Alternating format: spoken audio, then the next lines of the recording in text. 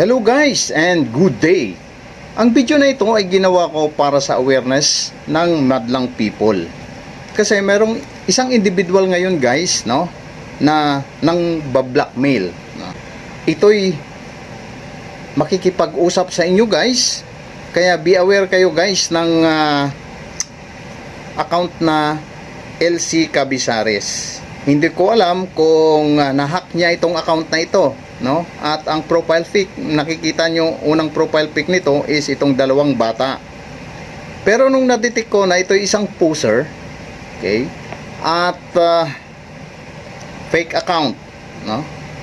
So syempre block natin, no? So naka-block na ito guys. At kung makikita nyo guys, no, nagpalit siya kaagad ng picture, no? So ayan. At baka naman kayo'y maloko guys. So just for awareness lang ito guys, no, na huwag nyo nang entertainin ito, no. Mukhang magaling itong hacker na ito, poser to guys. Kaya ingat-ingat po kayo. At ito'y nagko-comment din, no, sa isa sa mga video natin guys, no, sa page natin. At ngayon ang ginagamit niya, no, gumawa siya ng panibagong account, Ana Yeban. Ayan guys yung comment niya. So iisa lang yan sila guys, no. Paano ko na laman? Ito kasi guys, no, ay nag-communicate sa isa sa mga relatives ko, no, at nang ba-blackmail. Ang sinasabi niya is magpapakalat daw siya ng video, something like that, no.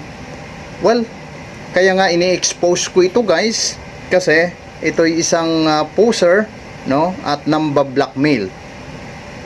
At isa lang ang masasabi ko, no, may message ako para sa iyo, no, kung sino ka man, no, poser, blackmailer, no, scammer. Masaya ka ba sa ginagawa mong panluloko sa kapwa-tao? Bakit ayaw mong magtrabaho ng patas? Kung ikaw man ay may magulang, may anak, may kapatid, masaya ka ba nang ibibigay mong pagkain sa magulang mo, anak, ay nanggaling sa panluloko?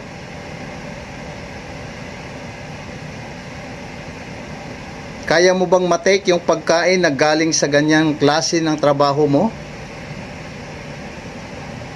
Ito lang tatandaan mo.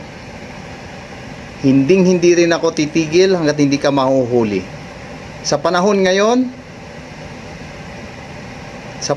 ngayon, wala nang kawala. Kaya tandaan mo, magtatagpo rin tayo.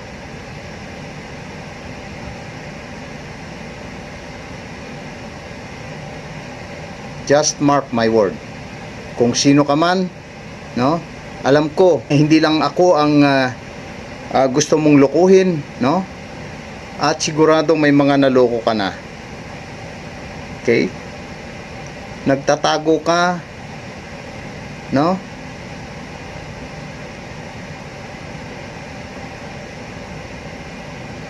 pero ang lahat ng bagay may hangganan. Tandaan mo yan.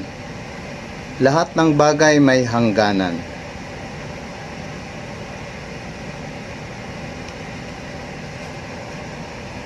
So guys,